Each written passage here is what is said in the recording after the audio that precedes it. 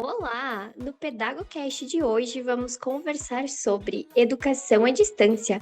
Você está online ou offline? E para esse debate temos convidadas mais que especiais. Mariana, estudante de pedagogia, e a Emily, pedagoga formada em um curso 100% online. Hoje elas vão nos contar suas experiências com essa modalidade de ensino. Meninas, bem-vindas! Olá, pessoal, tudo bem? Eu sou a Emily. Olá, pessoal, tudo bem? Eu sou a Mariana e hoje eu vim junto com as meninas, então, para contar um pouquinho da minha experiência. Eu fiz um semestre de pedagogia à distância e acabei não me adaptando e por isso eu desisti. E eu acredito, assim, que um dos motivos que me levaram a desistir, né, do ensino EAD foi a questão da falta de interação, essa falta de contato físico com os meus colegas, com os meus professores, essa coisa entende que só ao vivo acaba nos proporcionando. Eu sentia muita dificuldade em questão também de tirar dúvidas, por vezes acabava demorando. A gente sabe que no EAD não tem essa coisa do imediatismo, tipo, li o material e tenho a dúvida na hora, com certeza a dúvida ela não vai ser sanada na hora. Então, segundo os artigos, segundo várias matérias que a gente acaba lendo, a gente percebe que os alunos no ensino superior que não estão em sala de aula, eles reclamam muito dessa ausência de face a face com o educador, né? Onde eles dizem que essa situação de proximidade, onde eles sentem falta, é apontada como uma facilitadora de aprendizagem. Então, quando não se tem essa situação de proximidade, se tem mais dificuldade no processo de aprendizagem. Então, no meu caso, essa falta de interação, essa coisa do imediatismo de tirar dúvida, tornou o meu processo um pouco mais, assim, digamos, penoso, mais difícil, e por isso eu acabei desistindo. Então, durante a minha experiência na graduação, eu buscava aproveitar todos os meios de interação que a modalidade de distância oferece. Então, na minha experiência, nós tínhamos os chats de conversa, fóruns de discussão para debater sobre as aulas, tirar dúvidas com professores, tutores, e durante o semestre a gente tinha várias aulas síncronas, onde a gente conversava, debatia o assunto da aula e também já tirava as dúvidas, tudo ao vivo. E toda essa experiência, para mim, foi bem significativa e me ajudou muito nessa questão do contato com o professor. Claro, às vezes demorava, como a Mari comentou, mas sempre me ajudou muito.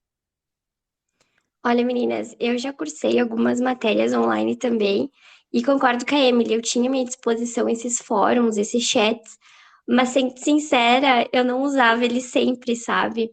Porque eu abri o fórum e eu vi que tinha só o tutor lá, colocando algum material complementar e tal, e eu ficava, será que eu participo desse fórum? Ele não é nem obrigatório e ninguém tá olhando para ele. E às vezes, muitas vezes, eu ficava sem responder nos fóruns, sem participar dessas discussões. E até sobre as aulas ao vivo, sabe? Eu tinha uma vez que eu até me programei para participar tudo direitinho, queria. E chegou no dia eu simplesmente esqueci dessa aula. E então acabou que eu não fui em nenhuma das aulas ao vivo que eles ofertaram. Então também tem esse lado, às vezes tu tem à tua disposição, mas tu nem usa isso. Sim, com certeza. Com isso que a Suzy nos falou, a gente entra na questão das nossas habilidades de autonomia, de foco, de responsabilidade, de ter uma organização, onde eu acredito que sim, o EAD, ao longo do processo, ele vai te desenvolvendo essas características, né? Mas se tu não tem já uma parte dessas habilidades desenvolvidas, com certeza tu vai encontrar maior dificuldade, né? Eu sentia muito essa dificuldade na questão de me focar, onde eu me distraía muito fácil. Abri o Note ali, mas na minha casa tinha muito barulho. Eu tinha fome, pode parecer algo bem bobo, mas eu tinha fome, ia até a cozinha, já me distraía com outras coisas, né? Sim, é bem isso. Sim, daí a questão também do Note, né? A gente abriu o Note ali e tava dentro do quarto e parece que a cama, assim, te puxa pro cansaço, pro sono, então também isso me prejudicava bastante, né? Esse desvio de atenção. Então, eu acho que essa questão da autonomia, ela deve ser trabalhada no ensino superior, independente se é a modalidade presencial ou à distância. Porque, assim, a gente não está mais no ensino fundamental, o médio, onde muitas vezes o professor te ajudava muito, né? Querendo ou não, ele te pegava pela mão e te levava até o final do ano letivo.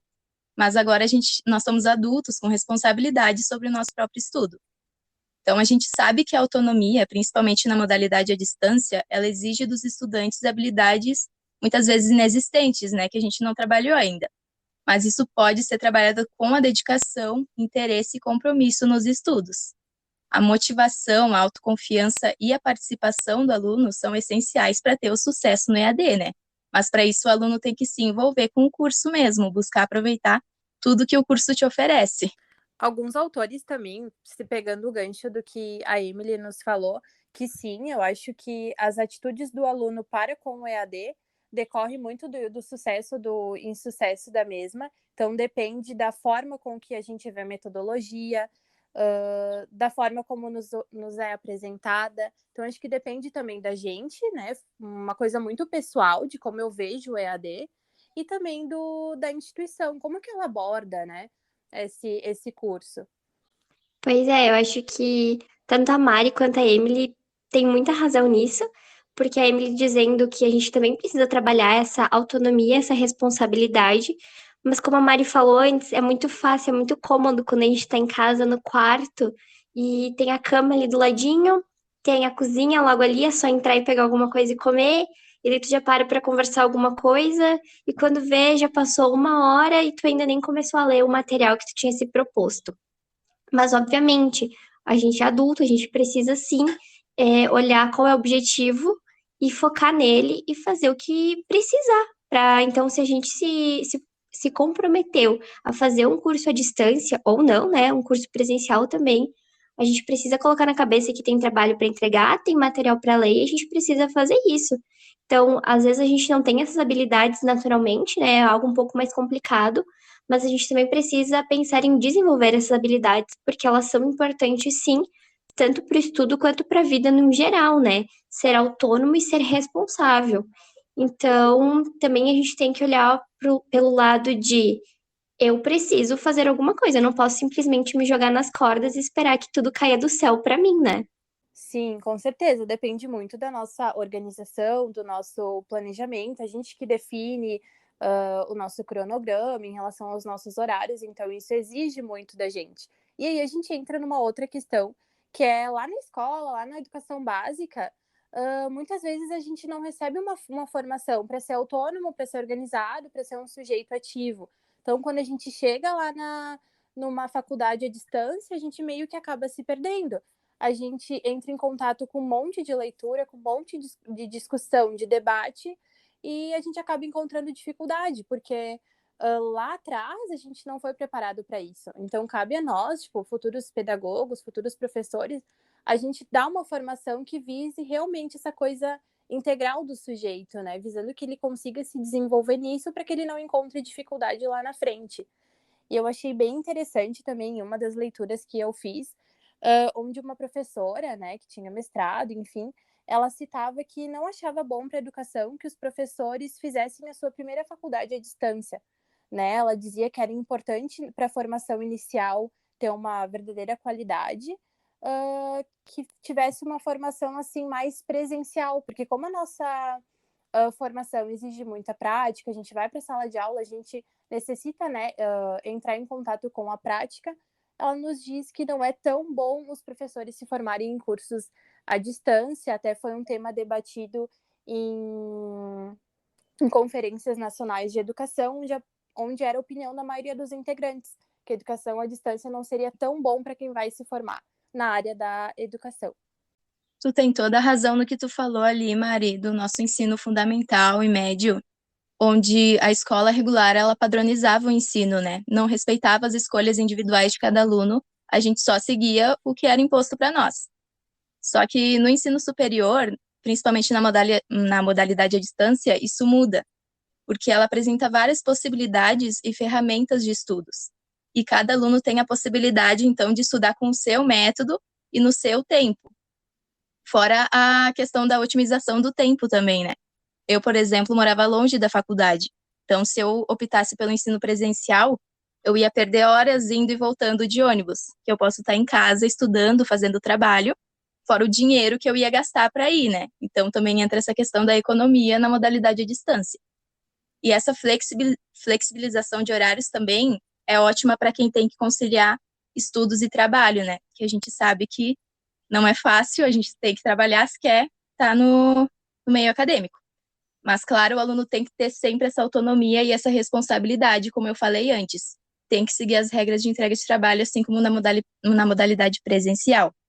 Eu acho que isso que a Emily falou é o maior ponto positivo, é um dos maiores atrativos do EAD, né? Essa questão economia mesmo, essa parte de transporte é muito real, ainda mais nos dias de hoje. Pessoas que moram em outras cidades que têm que se deslocar, pegar o ônibus, chega às vezes passada da meia-noite em casa, e quanto que isso também é prejudicial para a pessoa, física e emocionalmente, né? Tem um Exatamente. ponto, com certeza. E essa questão de quem trabalha, que hoje em dia é difícil alguém que não precisa trabalhar e estudar. E o trabalho também é desgastante, então às vezes a pessoa está o dia inteiro trabalhando e ainda tem que se deslocar até uma instituição à noite e depois tem que ir para casa. Então, com certeza, eu acho que a questão de otimização de tempo, flexibilização do tempo e os gastos é um atrativo muito grande para o ensino à distância. É uma ferramenta que hoje em dia salva e ajuda muitas das pessoas que não teriam condições de bancar uma educação presencial, um ensino presencial. Sim, com certeza. Então, aqui a gente veio contar um pouquinho, né, da minha experiência, da experiência da Emily, com as contribuições da Suzy. Então, aí depende do que cada um, como é que vê o EAD, né, como é que se sente, depende das habilidades de cada um, né. E a gente entende que desde 2020, segundo o INEP, os cursos de graduação à distância no Brasil, eles receberam mais alunos novos do que os presenciais. Então, a gente vê aí um crescimento muito grande. Então é isso, pessoal. Nós viemos compartilhar um pouco nossa experiência. Eu falei um pouquinho sobre a minha experiência com o ensino à distância. E lembrando que cada modalidade tem as suas vantagens e suas diferenças. E cada aluno tem um modo de aprender diferente. Então é importante que você escolha a modalidade que se adequa melhor ao seu perfil. Pessoal, eu espero que vocês tenham gostado de vir aqui conversar com a gente, Emily e Mari. Espero que quem tenha escutado a gente também tenha gostado, de ouvir mais sobre a experiência do EAD, né? Foram dois pontos de vista diferentes. A Mari, então, que não se adequou também, assim, ao ensino à distância, que prefere o presencial, prefere contato, olho no olho. E a Emily, que já teve uma experiência muito melhor, mais significativa com o EAD. Mas como as meninas falaram, não existe um certo e um errado, né? Existe o que é melhor para você, o que se adequa melhor ao seu perfil. Então, com isso, galera, muito obrigada pela presença, obrigada por terem nos escutado. E esse foi o PedagoCast de hoje. Educação à distância. Você está online ou offline?